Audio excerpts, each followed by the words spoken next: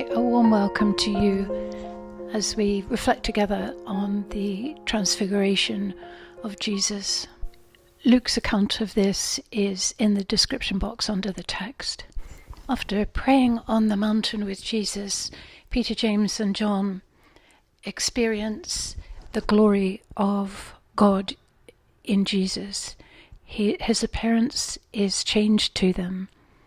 He looks different, and they see Moses and Elijah with him. Maybe they saw Moses and Elijah in him. So the truth that has been in plain sight now becomes visible to them.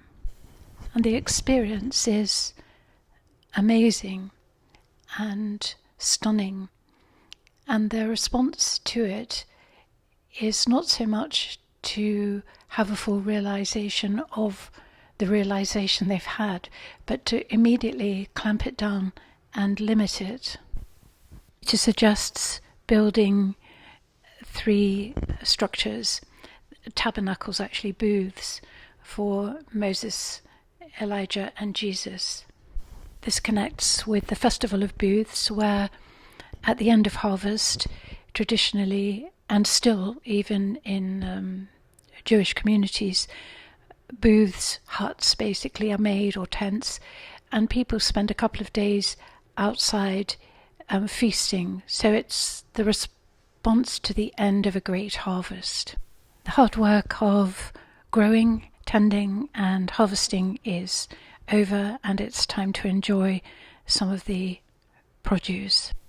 So enjoying the fruits of human labour, and a time also to reflect on the providence of God and to give thanks for that. Tabernacles are also connected with the tent of the presence in Moses' time, the Holy of Holies in Jesus' time, and of course tabernacles in Christian churches now, where the Blessed Sacrament is kept. So booths have an additional sense of the location of the holy. Even the containment of the holy, if you think back to the Moses story, the idea of preventing the people from being overwhelmed by God's presence or seeing God, which they feared would lead to their death.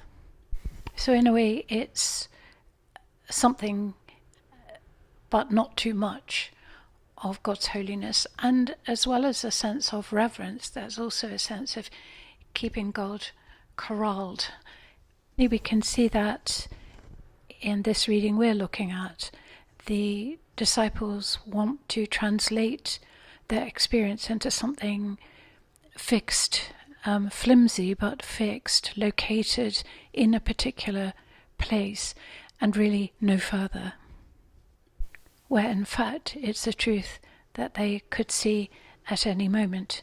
It is constantly present, just they're not always awake enough and present with it to see it. We hear towards the end of the reading that they didn't speak about this until later. In Matthew and Mark's Gospel, the same account has added onto it that Jesus told them not to mention it until after the resurrection. Whatever the case, it's clear that after the resurrection they did talk about it, and the event is recorded in quite some detail. A cloud rolls down the mountain, and they hear God speaking to them directly. "This is my beloved Son, and he is chosen. He is anointed." In that apparent blindness in the cloud, the disciples begin to grasp what they've missed before, that this is not a particular small and wonderful and amazing little event that's happened to them in experiencing this transfiguration, but rather that what they are seeing is always true. Jesus is a beloved child and chosen by God.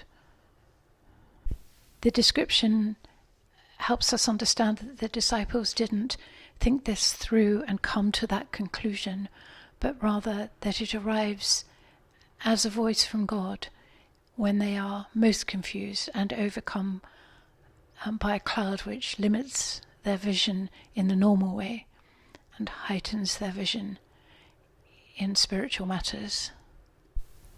I see this as encouragement for people of faith, most of whom I'm sure have moments of startling appearances of God, epiphanies, where the presence of God is manifest, clear, bright and present, and a fairly normal or a scene that's been seen before is transfigured and is full of glory. And the emotional feeling that goes with that is very strong. We can hold those events as precious and recount them to other people because of their amazing nature. This reading here is helping us to see that what is happening is not something amazing is happening, but that something in us allows to see the amazing thing that's happening all the time, the glory of God that surrounds us everywhere and at all times, and to help us not to try to build tabernacles or holy spaces to contain God, to reverence God, to remember those events, to enjoy them for sure, but not to try to limit God to particular places and particular times, recognizing that we also are beloved children of God. We too have been chosen, and the glory of God is all around us, always.